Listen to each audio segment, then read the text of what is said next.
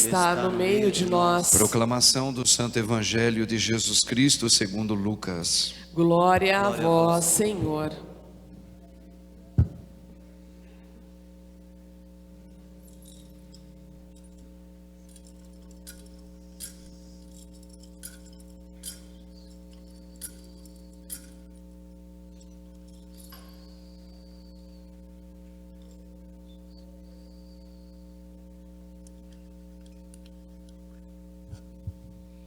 Naquele tempo, alguém do meio da multidão disse a Jesus: Mestre, dize ao meu irmão que reparta a herança comigo. Jesus respondeu: Homem, quem me encarregou de julgar ou de dividir vossos bens? E disse-lhes: Atenção, tomai cuidado contra todo tipo de ganância.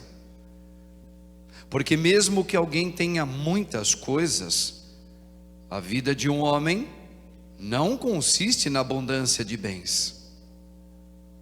E contou-lhes uma parábola. A terra de um homem rico deu uma grande colheita. Ele pensava consigo mesmo: que vou fazer? Não tenho onde guardar minha colheita. Então resolveu: já sei o que fazer.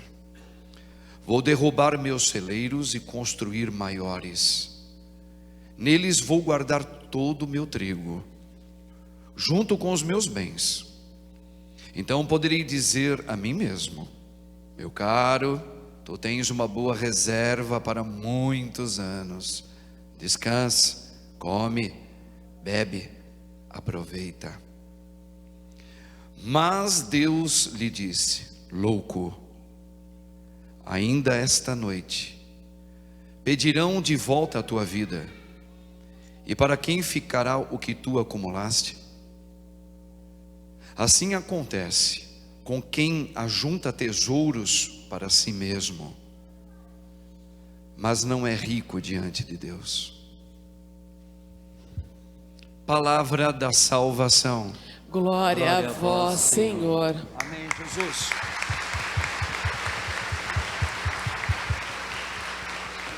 Louvado seja o nome de nosso Senhor Jesus. Para sempre seja louvado. Rogai por nós, Santa Mãe de Deus, para que sejamos dignos das promessas de Cristo. Amém, irmãos. Irmãos e irmãs, é bom estarmos aqui, junto com o nosso Deus, que é a palavra e que é a vida. Olha, a gente fez uma acolhida, né? Aliás, para vocês que nos acompanham também, Deus abençoe a todos, sejam sempre muito bem-vindos aqui à Santíssima Trindade, à paróquia. Às vezes a gente, como na acolhida o padre disse, né? A gente tem motivos de alegria, temos motivos de conquistas na nossa vida, isso é muito bom. E nós precisamos apreciar tudo isso. Mas também temos momentos que já nos foi pré-avisados e a gente às vezes saboreia eles também. Podemos chamar de noites traiçoeiras. Às vezes vem o inesperado, que vem de encontro inclusive com o evangelho de hoje. Quando o Senhor, para explicar a parábola dele, ele chama louco. Ainda nesta noite pedirão contas da sua vida. Então a gente às vezes é pego de surpresa, como notícias como estas, que às vezes estão no cotidiano da gente, né? Um filho que morre, uma pessoa que de repente tem um surto, cai morta no chão, enfim. Claro que nós não estamos aqui para ficar celebrando a tristeza e a morte de ninguém, mas nós estamos celebrando a morte de alguém que é a importância de todas as mortes do mundo. Essa é a mais importante. E um detalhe muito rico: o nosso Senhor Jesus Cristo, Ele não pediu que nós escrevêssemos, que os homens escrevessem nada sobre as palavras que Ele deixou. Ele não pediu, mas os homens escreveram. Ele também não pediu que falasse da generosidade e dos milagres de curas que Ele fez. Ele não pediu, mas os homens também resolveram escrever tudo isso, para testemunhar. uma coisa só o nosso Senhor desejou ardentemente, que isso fosse testemunhado e passado de geração em geração: a sua morte. Que coisa! Algo que a gente tem talvez uma falta de entendimento. Um Deus que quis que fosse marcado na história a morte dele. Não para ele ser o tal, não. Não para dizer que para ele ser famoso. Deus não precisa da fama de ninguém criado. Ele é Deus. Deus, ele desejou ardentemente a morte dele, porque ele sabia como ele fez, que ele se fazendo um como nós e passando, experimentando a morte, ele pagaria uma dívida que eu e você jamais poderemos pagar. Jamais. Por isso, a morte de Cristo Jesus é tão esperada. E ele disse: eu anseio este momento. Apesar dele ser humano, apesar dele sentir medo, Jesus sentiu medo. Jesus, quando chegou no momento antes dele se entregar, ele suou sangue. Mas ele desejou a morte dele, para salvar a minha e a sua eternamente. Isso aqui é uma coisa que a gente não pode jamais deixar passar despercebido, irmãos. Repito, ele não pediu para que escrevesse nada, mas também não disse para não escrever. Só uma coisa ele disse: escreva, medite, leve para os vossos filhos o significado da minha morte na vida dos seus filhos e na vida de todos vocês. E cá estamos, no Brasil, mais de 2000 anos, celebrando a morte e a ressurreição de Cristo Jesus na missa. Que isso? Um detalhe importante: mesmo assim as desgraças acontecem, o mal continua ainda no nosso meio. A culpa de quem é? Seria agora dos judeus que condenaram Jesus à morte? Não. Por que o mal está aí? Por culpa de todos nós. Nós, igreja, também fazemos meia culpa. Porque se nós nos preparássemos mais, atenção, como ministros de Cristo, se nós nos preparássemos sendo um dele, um da espécie dele, bebendo dele, comendo dele, vivendo e testemunhando ele, nós anunciaríamos de tal modo a morte dele e a ressurreição dele como vida, que a humanidade toda, ou pelo menos grande parte dela, a maioria dela, se converteria. Então, façamos meia culpa também. Maus pastores não levam a vida de Cristo para o povo. Temos culpa também da nossa parte como família. A gente ouviu tantas vezes o Senhor dizer: olha, buscai primeiro o reino de Deus. Olha, o termo todo, se você fazer uma seleção matemática, Deus faz um pedido. Qual o pedido? Busca primeiro uma coisa ao estar neste mundo, por enquanto. Vais passar por esse mundo, Deus permitiu que você viesse, sim. Então ele dá olha a dica dele: primeiro busque com todo o seu coração, com toda a sua alma, com toda a sua força, com toda a sua inteligência, o reino de Deus e sua justiça, e tudo mais. Aqui entra toda a liturgia de hoje na missa, e tudo mais vos será acrescentado. E não será vaidade das vaidades. Buscar primeiro o reino de Deus. Nós sacerdotes deveríamos anunciar isso com a maestria do Espírito, para que as famílias pudessem beber desta verdade e buscar em primeiro lugar o reino de Deus. Eu disse essa semana, eu sei que isso mexe muito com a índole do mundo moderno, mas eu não estou nem um pouquinho preocupado com o que vai mexer. Eu disse nessa semana e disse hoje na missa da manhã, que se Deus não tivesse me chamado para ser um ministro dele, certamente eu seria não solteiro, mas um homem casado. E eu digo sem medo de errar, com a graça que Deus me confiou até hoje, meio século que Deus me confiou até aqui. Se eu conhecesse uma moça para um dia formar uma família comigo, eu entraria com a cabeça que eu tenho hoje. Eu só entraria numa vida matrimonial com ela diante de um plano, de um mistério. Deus teve um plano, um mistério. Qual é o plano de Deus? Ele vir no nosso meio para nos salvar. Eu também faria um plano com a minha futura, mesmo eu gostando demais dela. Eu diria para ela assim: olha, se Deus nos confiar a vida matrimonial, certamente você quer filho e eu também. Se for biológico, glória a Deus. Se não for biológico, nós vamos adotar. Vamos combinar uma coisa: você tem a sua profissão, você sonhou em ser médica, estuda desde menininha, seu pai investiu em você, ótimo. Mas você é cristã como eu, tá?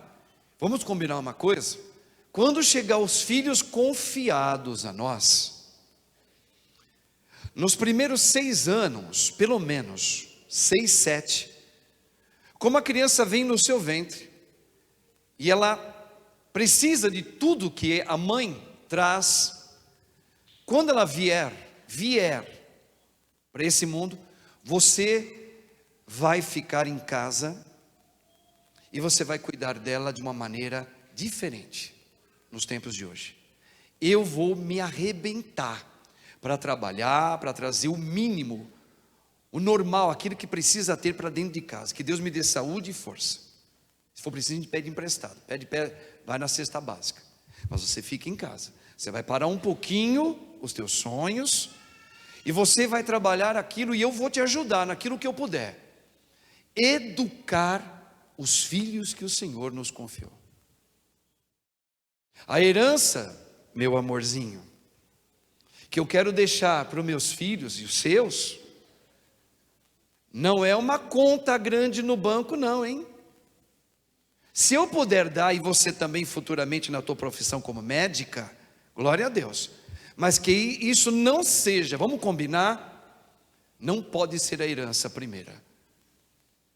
Eu quero deixar para os filhos que Deus nos confiar a herança, deles entenderem quem é Deus, por que Ele morreu na cruz, por que aquele homem foi pregado na cruz, e eles vão entender desde criancinha de tudo, e indo sem entender nada, no colinho da mãe, na missa, para um dia, ao ver o pai e a mãe rezando em casa, se ajoelhe mesmo sem entender, mas vai chegar uma hora que eles vão começar a perguntar: mamãe, quem é esse homem pregado na cruz? É a hora que a mãe se gasta ali, como ela também gastou dela, deu a vitamina dela, para que aquela criança pudesse vir, formada por Deus no ventre dela. A mãe vai começar junto com o pai a formar aquele filho. Este homem desejou a morte, filho. Nossa, mamãe, por quê? Quem é ele? E ali começar, incansavelmente explicando para os filhos o que ele fez, para que ele veio, o que nós tínhamos a ver com isso, fazer correlacionar a maldade do mundo, as feridas do outro, a doencinha física de um coleguinha na escola, o pai que cuida sozinho do filho porque já não tem mais a mãe, as mães de hoje, muitas, não tem mais o marido em casa. Tudo isso inflamou a sociedade, porque Deus fez um homem e uma mulher, filho, para formar uma família, mas muitos não estão mais com marido e mulher. A mãe está sozinha, cuidando sozinha do filho. Então isso é chamado uma doencinha que ficou no coração do povo. Então esse homem que morreu, vendo tudo isso, e que a gente não entendia mais a verdade que é Deus, ele precisou vir. Então, ensinar, falar de Maria, da Virgem, cheia de graça. Quem é ela? Ela que trouxe, como um um instrumento de amor que trouxe aquele que viria. Esse aqui que foi pregado, veio no ventre dela. E por que a gente tem devoção para ela, mamãe? Explicar. Ela não era uma mulher comum. Era uma mulher humana como nós.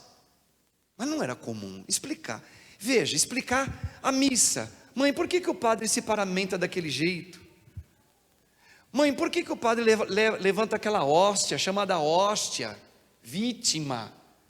Por que, mãe? Por que, pai? Por que a gente reza de joelhos?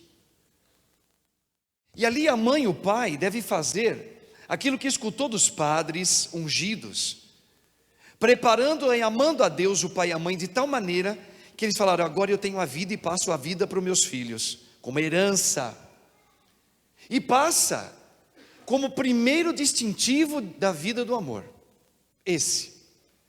É como Pedro disse para aquele homem que caiu na beira da igreja, pedinte: tem uma esmola? E Pedro vai dizer: ouro e prata, filho, eu não tenho, mas o que eu tenho eu vou te dar. Então o pai e a mãe precisam dar em primeiro lugar esse tempo gasto. Eu vou me gastar pelos filhos que Deus me confiou. Estando lá, eu não vou delegar para minha sogra, nem para minha mãe. Sou eu. Se eu estou vivo, eu vou. Vou parar, vou barrar aqui. Talvez eu poderia já começar agora muito nova, com 20 e pouco, 30 anos no máximo, já ter a minha carreira tão sonhada na minha vida, profissional, né?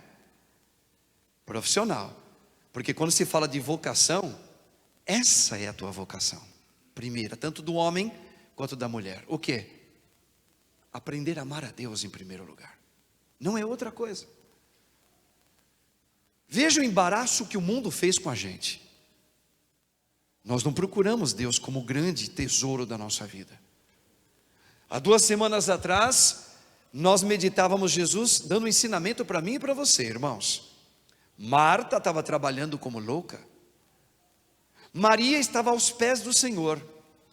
E Marta vai tentar dizer para Jesus algo até parecido com o que este homem ousou dizer para Jesus: pede para o meu irmão dividir a sua herança comigo. Coitado, teve que ouvir o que Cristo falou. E Marta também disse: pede para minha irmã vir me ajudar, eu estou aqui toda atarefada, e ela aí sentada. Jesus disse: Marta,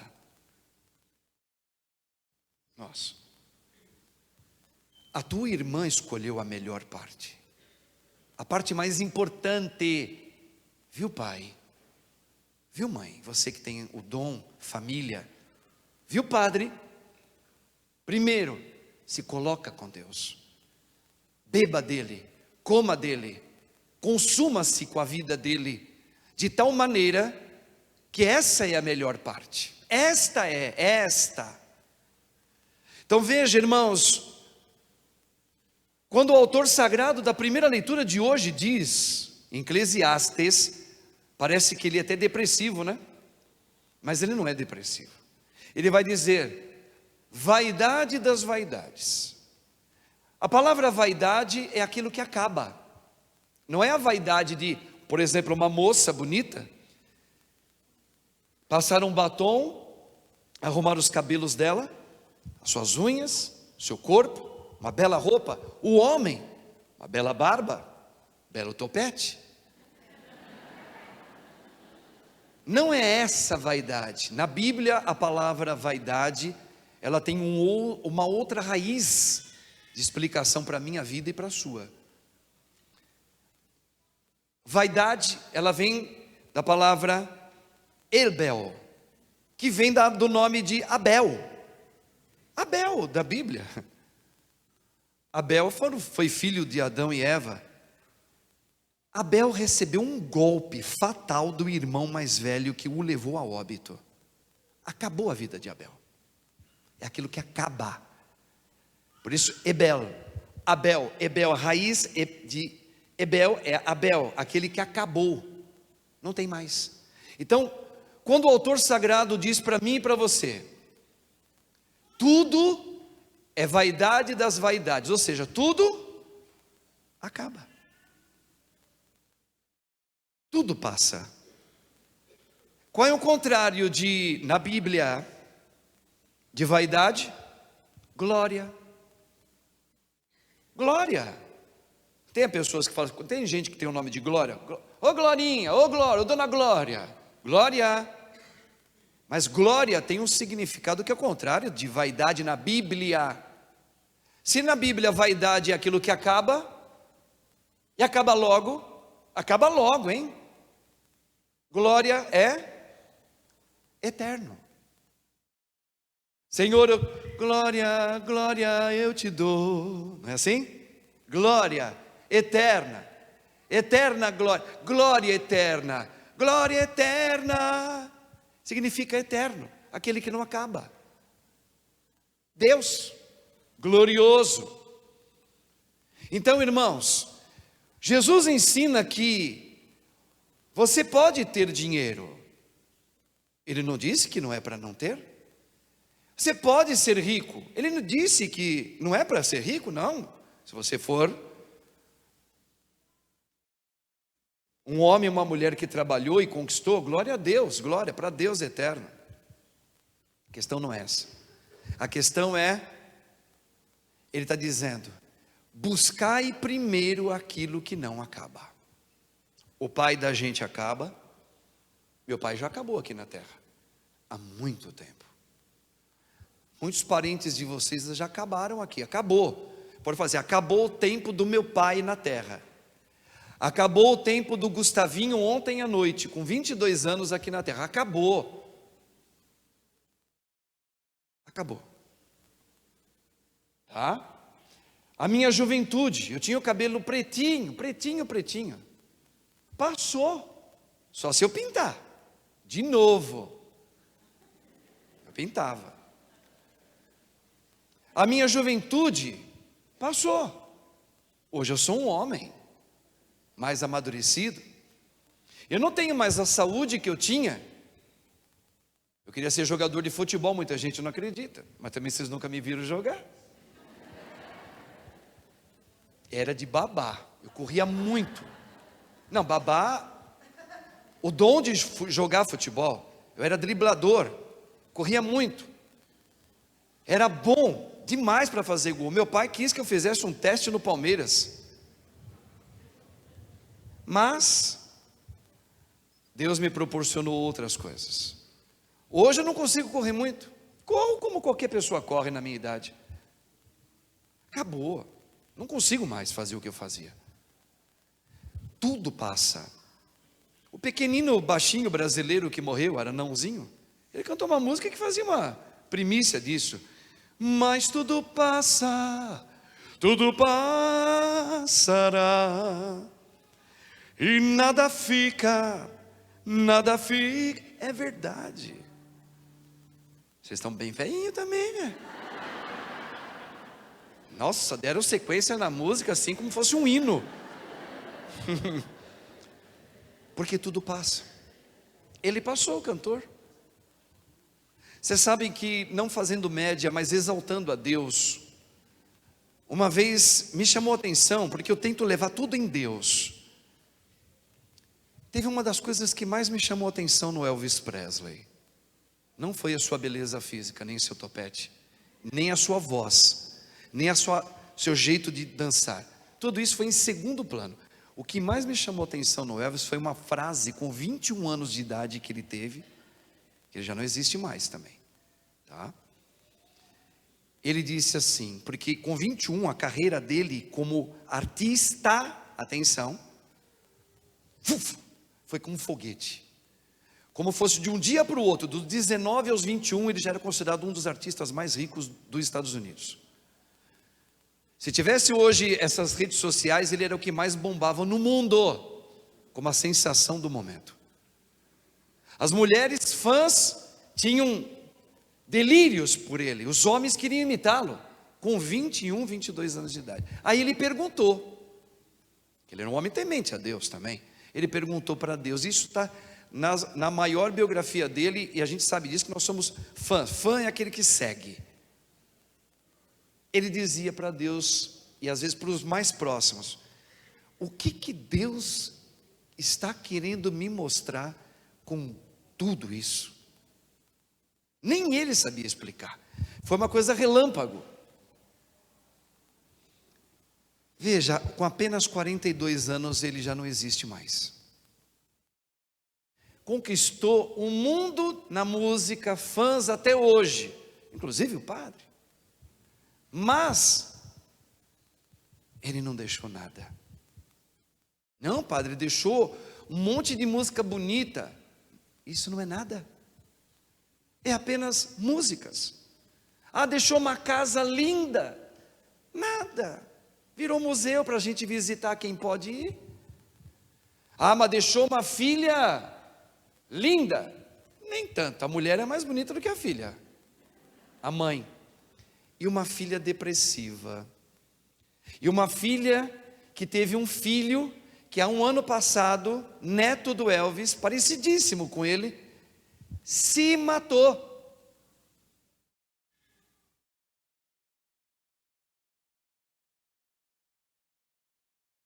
Ele perguntou com 21 anos de idade, o que Deus tem para mim? Com 21 anos de idade do neto, o neto se mata. Qual foi a herança que Elvis deixou? Responde com sabedoria, meu irmão, minha irmã. Nada. Nada.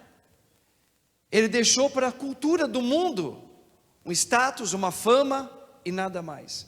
E Jesus está dizendo hoje para mim e para você: tudo é vaidade das vaidades. Marta, uma coisa só é importante. O quê? A vida comigo. Eu quero deixar para os meus filhos uma herança, para que eles não se matem, para que eles não se suicidem, para que eles entendam que eles são de Deus, e mesmo que eles sintam desejo dentro deles, desregulado, que eles sirvam a Deus sem ceder aos desejos deles. Deu para entender o que o padre está falando? O menino nasceu gostando assim de um outro rapaz. Ele conhece a Deus? Conhece, graças a Deus. Então ele está salvo. Eu posso ficar como mãe, como pai, sossegado, porque eu plantei a vida de Cristo no coração do meu filho. Ele cresceu, ele se descobriu com algo que não dá para explicar. Ele sente uma atração por outro rapaz, mas ele tem o primeiro amor da vida dele, e esse ele não abre mão. Quero lembrar vocês aquilo que aquela mãe com 7 filhos, lembre em que passagem estava? Macabeus. Uma mãe que teve 7 filhos, educou-os todos os 7, dando uma herança para eles, Deus. Independente do que esses meninos seriam amanhã, ou essas pessoas, o que eles iam sentir, vontades, nada. Ela primeiro falou, é isso que eu vou dar, Deus, e deu.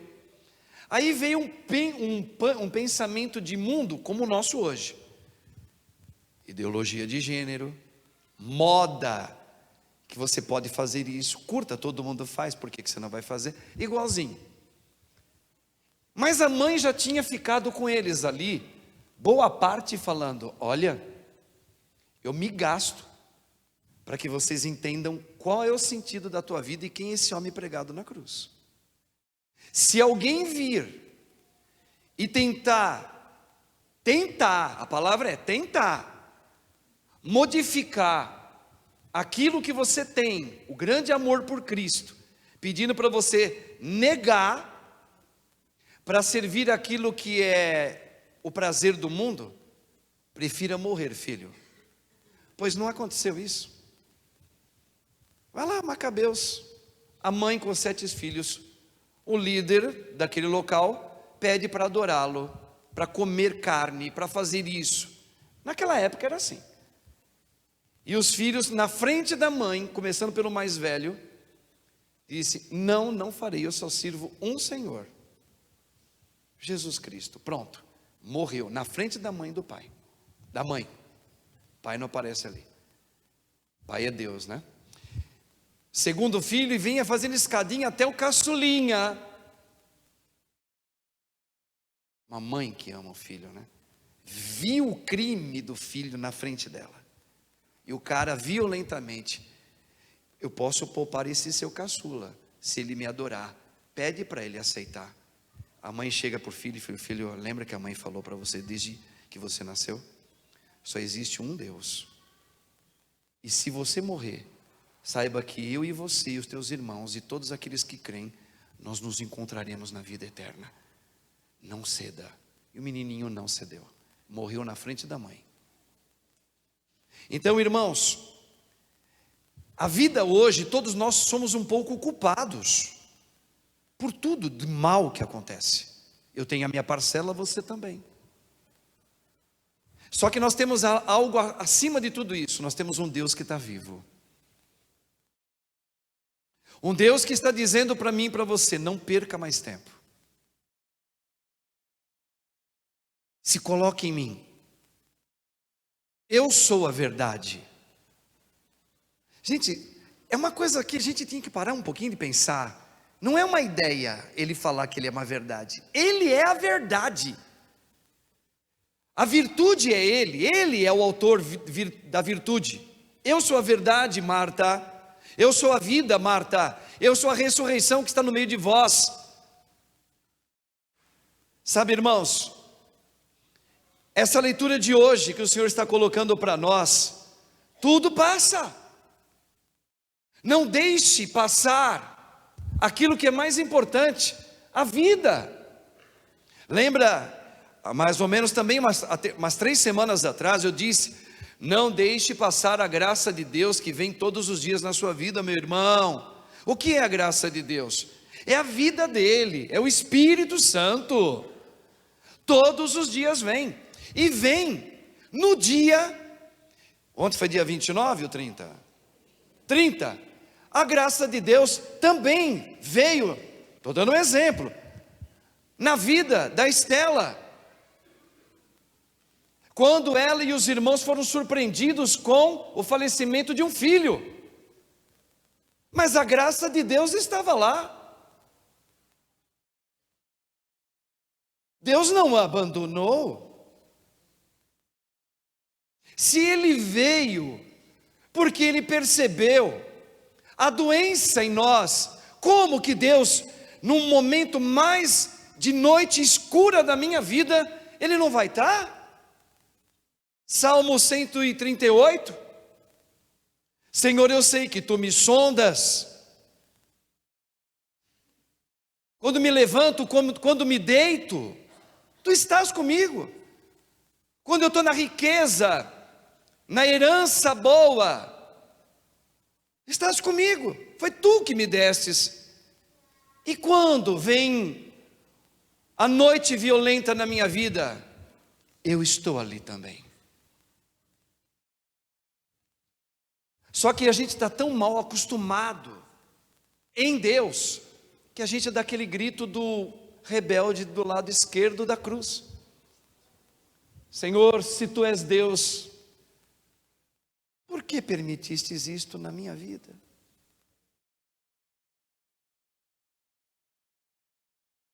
Entende, irmãos?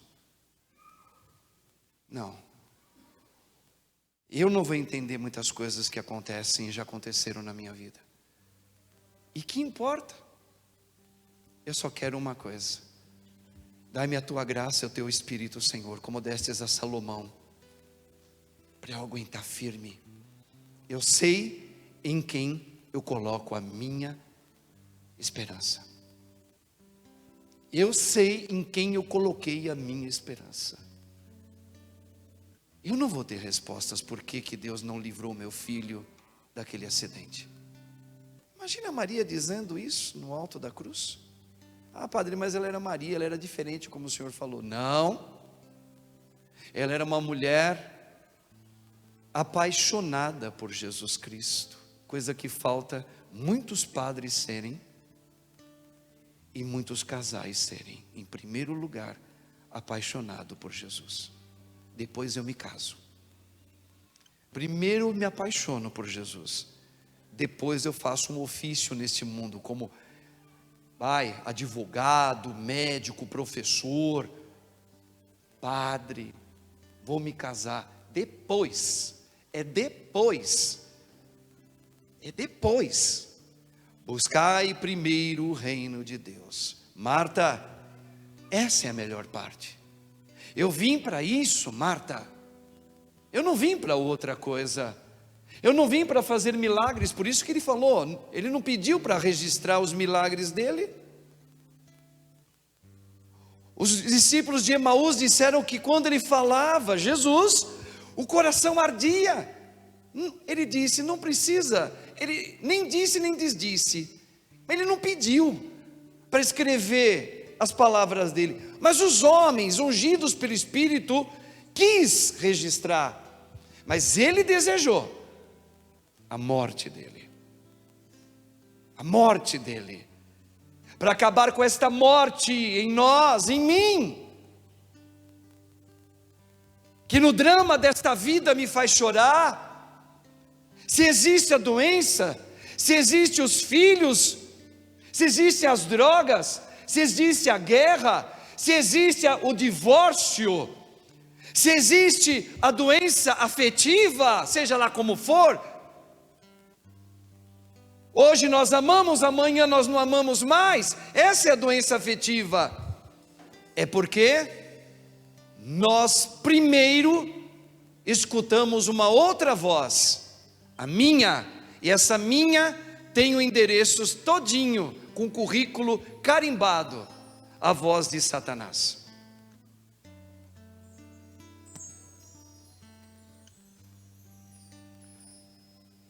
Senhor, eu não entendo, mas eu aceito. Aceito. Porque tu dissestes me preparando. Quando entrares para o caminho do Senhor, quando começar a entender. Está lá, Paulo falando semana passada e hoje. Eu morri para mim, no meu batismo. A minha vida agora é Cristo, eu preciso buscar isso no dia a dia. E o pai e a mãe precisam trabalhar isso nos filhos. Prepará-los, porque com 14 anos, 13, 12, eles vão na escola, eles vão trabalhar, eles vão enfrentar a vida como eu enfrentei, e você também. E o pai e a mãe podem morrer em paz. Como Simeão disse, agora os meus olhos, podem fechar os meus olhos se quiseres, esse velho pode morrer em paz. Por quê? Por quê? Porque os meus olhos viram a sua salvação. Onde? Na vida dos meus filhos. Eu sei que tu estás no coração do meu filho, da minha filha. Quando eles forem para a escola, para a faculdade, trabalhar, nesse mundo doente, eu não tenho medo, porque eu sei que tu estás com os meus filhos. Por quê? Porque o pai e a mãe amou primeiro Deus e passou para os filhos. Essa é a maior herança. Se puder dar coisas para os teus filhos, dê. Coisas, escola, melhor assistência médica, leva, dá. Mas isso em segundo plano, é Deus para eles. Por isso que eu estou dizendo, não me importa se as mulheres de hoje falam, padre, isso me desculpa, mas o senhor é machista. Isso não é machismo. Isso é amor por Deus e compaixão pelos filhos confiado. Quem ama, dá vida. Uma mãe é capaz de dar a vida dela. Quem é a vida dela? Qual é a vida dela? A vida dela é as vontades dela todinha de ser uma mulher de carreira, que sem dúvida nenhuma muito melhor que o marido para trabalhar, e que o salário dela é muito maior do que o do marido, mas ela se sujeita por amor ao filho e ao matrimônio dela. Espere um pouquinho, Senhor, um pouquinho mais, mas eu vou dar a maior riqueza para os meus filhos. E se tu me deres a graça deles estarem encaminhados e eu ter saúde, eu vou trabalhar também na minha profissão. No segundo lugar, a minha profissão. O mundo virou de ponta cabeça, todos nós, irmãos. Por isso a gente reza a Deus por todos vocês que sofrem, pela Estelinha, pelo Ronilson, pai do garoto, que hoje chora inconsolados. Por que tirastes o meu filho desta maneira? Não foi Deus. Não foi Deus. Nunca foi Deus que fez isso. Nunca. Nunca. Eu sou culpado. A igreja também é.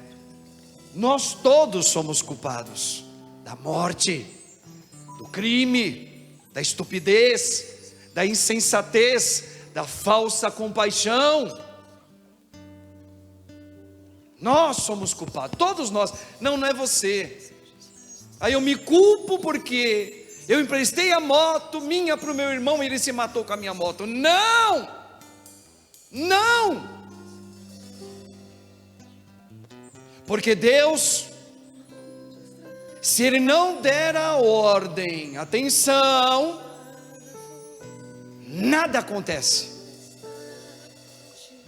Deus não permitiria uma folha se destacar do galinho da árvore, se Ele não falasse: saia desse galho. Ele é o Senhor, Ele é glória, Ele não é a morte, Ele criou tudo. Não, meu irmão, se Ele foi, é porque Deus permitiu que Ele fosse, para que nós pudéssemos lembrar que tudo passa nesta vida. Só Ele não passa. Só Ele não passa. Por isso, com 32 anos de idade, eu me coloquei para servir este homem, que é Deus, é glorioso, que respondeu os anseios da minha vida, e eu consegui enxergar a vida que falta em muitos também. O Senhor veio nos salvar. Por isso eu estou aqui, não é por outro motivo. Às vezes a gente se questiona: mas por que essa pessoa apareceu na minha vida? Por que essa pessoa está trabalhando aqui? Por que essa pessoa... É porque Deus falou: eu quero estar em você no dia que ela passar pelas noites traiçoeiras. Por isso que às vezes a gente não tem que armar discurso nenhum numa noite traiçoeira da perda de alguém. Apenas esteja lá, para você testemunhar o reino de Deus. Primeiro o reino de Deus. Eu não tenho palavras para te dizer, eu estou aqui com você. Jesus disse no Salmo 138: quando caíres, eu estou com você. Quando levantar, eu estou com você. Somos nós, irmãos. Nada é acaso, tudo é providência de Deus. Tudo. Senhor, eu não entendo, não importa. Eu creio, a minha esperança está em Ti. Deus sustenta, Deus dá graça, Deus dá o sustento de segurar firme nas mãos de Deus. Tem uma música que eu sei que o ministério acho que não vai cantar, não tem problema nenhum. Eu quero só palavrear essa música. Quem me segurou foi Deus, com o seu amor de Pai. Quem me levantou da morte, do choro, da depressão, da saudade dos meus, foi Deus. Não foi o padre, foi Deus, com o seu amor de Pai. Era a música do Nelsinho Correia, né? Quem me segurou foi Deus, com o seu amor de Pai. Quem cuidou de mim foi Deus. Lembra?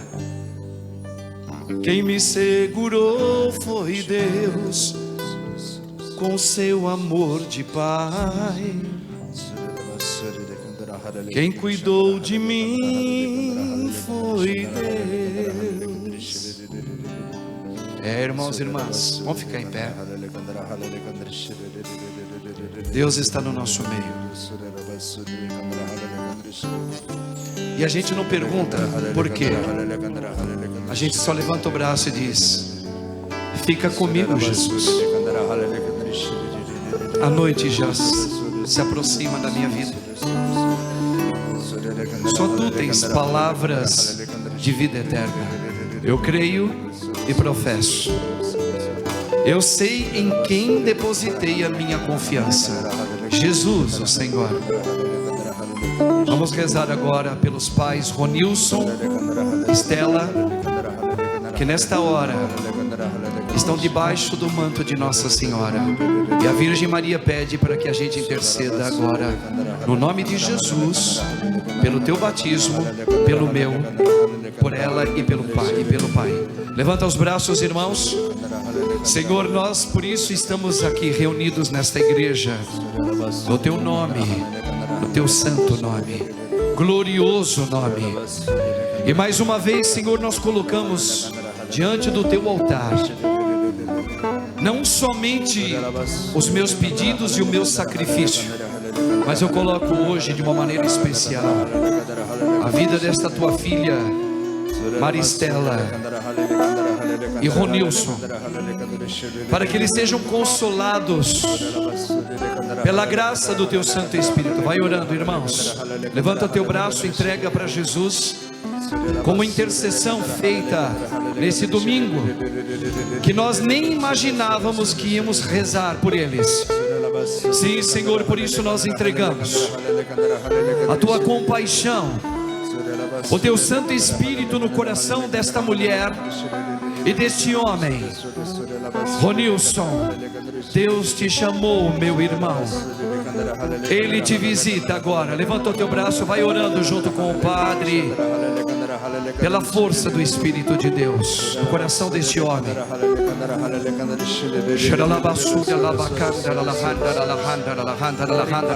Vem, Espírito Santo, dos quatro cantos do céu, desça, Senhor, nessa noite na vida deste homem. Eu creio e professo a salvação na tua vida, Ronilson. Que toda a obra do desespero, da inconformidade, da dor na alma, seja agora visitada pela luz daquele que é o autor da vida no teu coração. Vai orando, igreja. Levanta os braços, olhando para o crucifixo do nosso amado Deus.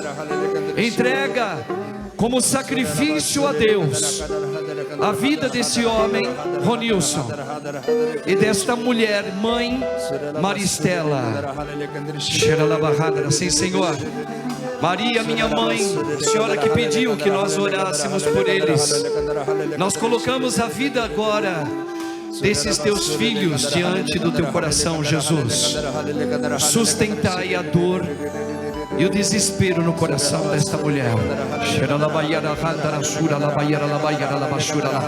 Vem, Espírito Santo, por intermédio da Virgem Mãe.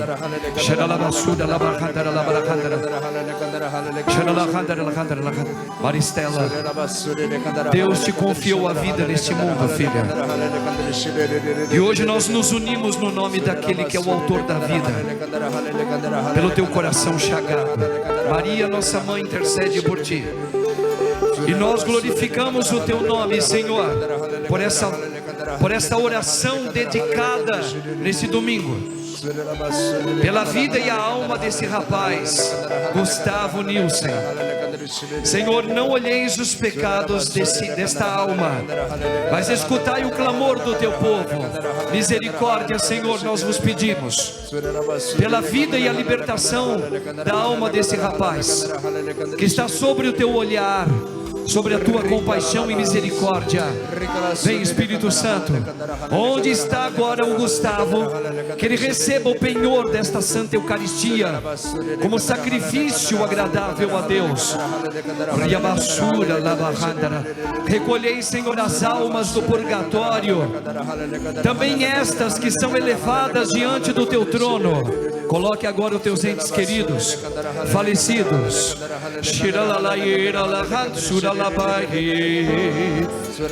Os santos do céu intercedam agora por nós, que ainda somos peregrinos nessa terra.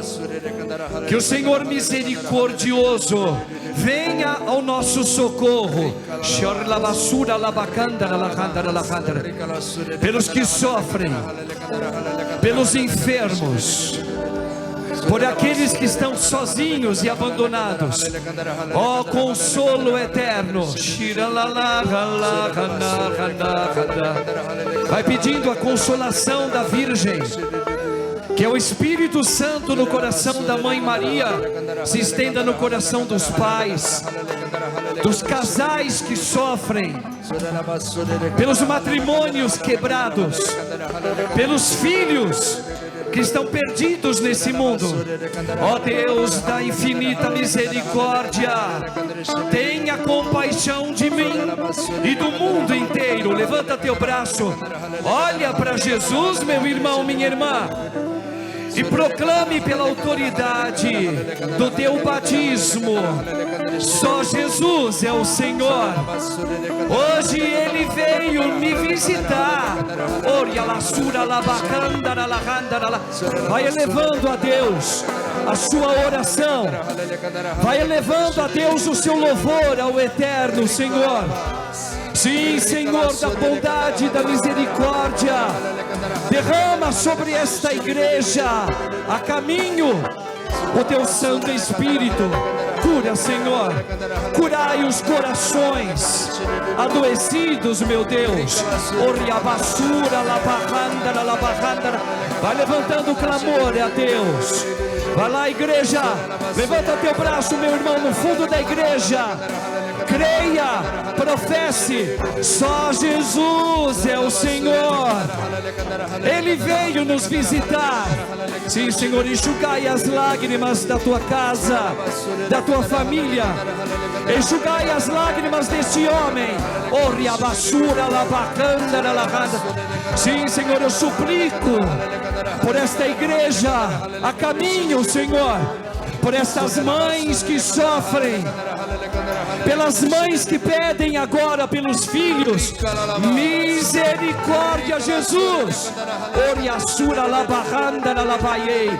Vai lá, meu irmão, tu tens o Espírito de Deus, tu tens a vida, tu tens a vida. Levanta, Deus, a tua oração.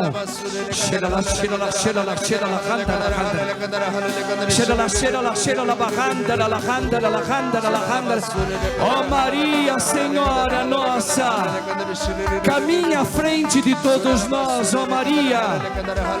Ó Deus da compaixão e da misericórdia, adentrai a minha casa, adentrai a minha história, adentrai, Senhor, a sua misericórdia aqui, junto com o Padre. A cruz sagrada seja a minha luz. Não seja o dragão meu guia. Retira-te, Satanás. Nunca me aconselhes coisas vãs. É mal que tu me ofereces. Bebe tu mesmo os teus venenos. O sangue de Jesus é minha cobertura e proteção. Diga com o Padre: o sangue de Jesus é minha cobertura e minha salvação. Eu digo: Jesus é o meu Senhor. Hoje, sempre, eu renuncio a Satanás e a todas as suas injúrias, no nome do Pai, do Filho e do Espírito Santo. São Miguel Arcanjo, defendei-nos no combate. Sede nosso refúgio e proteção contra as maldades e as ciladas do demônio. Ordena-lhe Deus, instantemente o pedimos, e vós, príncipe da milícia celeste, pela virtude divina, precipitai no inferno a Satanás e a todos os espíritos malignos que andam pelo mundo para perderem as almas. Assim seja. Levanta as mãos sobre o Padre Marcos agora. Fecha os olhos, fecha os teus olhos. Senhor, eu levanto as minhas mãos sobre a vida do Miguel, que está no colo da mãe. Que o Senhor complete a tua obra na vida e na saúde dele, e o coração desta mãe seja todo em ti, ó Deus. Vai orando por mim, irmãos. Senhor, que o teu Espírito seja agora o coração desta mãe e do pai Daniel. A tua santa vontade, Senhor, na vida e na história desta criança agora. Eu creio e professo, Jesus é a vitória deste lugar, sobre a tua casa, sobre você, sobre aqueles que você traz no teu coração. Os anjos do Senhor visita agora, e a santa vontade do autor da vida é celebrada em você agora. Vai orando por mim agora, vai orando pelo Padre Marcos. E eu oro por você como sacerdote de Cristo, que o Senhor desamarre aquilo que foi amarrado na tua história agora. Que a Virgem Maria passe na frente da tua história, da tua vida, do teu organismo físico, de todo o passado que vem da parte materna e paterna, tudo aquilo que é desorientação, doenças psíquicas, escravidão, tudo aquilo que foi oferecido às noites do mundo. Que o Senhor agora com a Virgem Maria visite a tua história, e cheio de compaixão, o Senhor vem agora ao teu encontro. Vai orando, levanta teu braço agora com o Padre. Eu creio, Senhor, na tua vitória sobre a minha vida, a vida dos meus, na vida dessas crianças, dos jovens, dos pais que choram, dos pais que choram, dos pais que se lamentam. Tem piedade, ó Deus, tem piedade das famílias, Senhor, enlutadas, que derramam lágrimas de sangue nesse tempo. Ó Virgem pura, Senhora nossa Mãe Maria, junto com o sacerdote, levanta as mãos. Ave Maria, cheia de graça, o Senhor é convosco. Bendita sois vós entre as mulheres, bendito é o fruto do vosso ventre, Jesus. Santa Maria, Mãe de Deus, rogai por nós pecadores, agora de nossa morte. E a gente termina esse momento de entrega nos consagrando à Virgem Maria, a Senhora nossa, Mãe dada por Deus. Maria chora porque ela teve o segundo parto dela, quando ela estava debaixo da cruz do Filho. Houve uma segunda anunciação, não mais do anjo, mas do próprio Filho, que ela seria mãe da humanidade. Então Maria chora pelo choro seu, como mãe ela te consola. Então vamos nos consagrar a ela, irmãos, nesse domingo do Senhor. Ó minha Senhora, ó minha Mãe, eu me ofereço inteiramente todo a vós, e em prova da minha devoção para convosco, eu vos consagro nesta missa os meus olhos, os meus ouvidos, a minha boca, o meu coração e inteiramente todo o meu ser.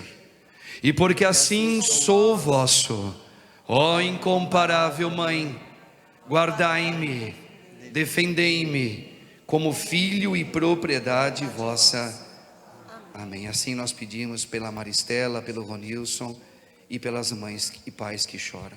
Glórias sejam dadas ao Pai, ao Filho e ao Espírito Santo, como era no princípio, agora e sempre. Amém. Antes do creio, alguma palavra?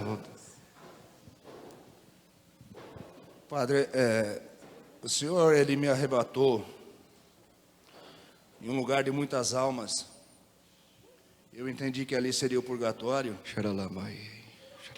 E ali ele dizia para mim, o purgatório, ele é um lugar onde nós temos que nos limpar da nossa caminhada na terra, dos nossos pecados, porque os pecados nos deixam marcas na nossa alma. E o purgatório não é um castigo para o cristão, meu irmão. O purgatório é um estado, não é um lugar. Um estado que ficam as almas para poderem se limpar dos pecados que nós cometemos nessa terra, que nos deixou marca. Eu vou citar um exemplo, como só um exemplo.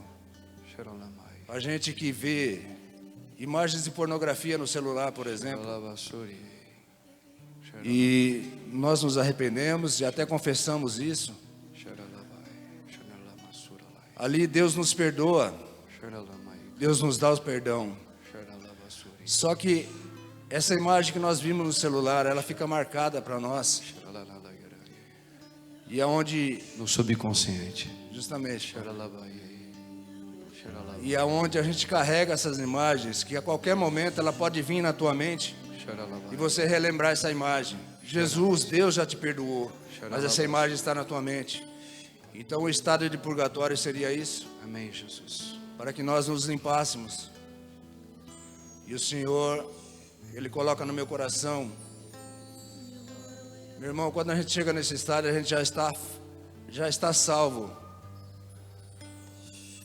Nós já estamos salvos. Amém, Jesus. Porque Jesus nos limpa na imensa misericórdia que Ele tem por nós. Jesus nos purifica. Jesus nos dá pureza para estar junto com Ele. Amém, Jesus. Assim como carta aos Hebreus lá 12:14, Paulo diz: procurai estar em paz com os irmãos e procurai a santidade já nesse mundo. Amém, Jesus. Amém, Jesus. Obrigado, Senhor.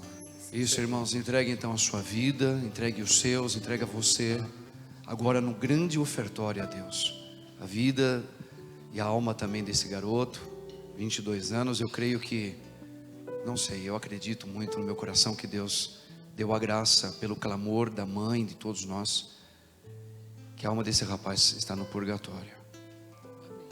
E que nós ofereçamos também juntamente com os nossos, né? Tem tanta gente aqui que também está pedindo na missa esse sacrifício a Deus pelas almas, que Ele e todos os que estão na graça do Senhor receba a Eucaristia como um alento para um dia eles estarem frente a frente com Deus. Amém? Amém. Glórias sejam dadas ao Pai, ao Filho e ao Espírito Santo. Como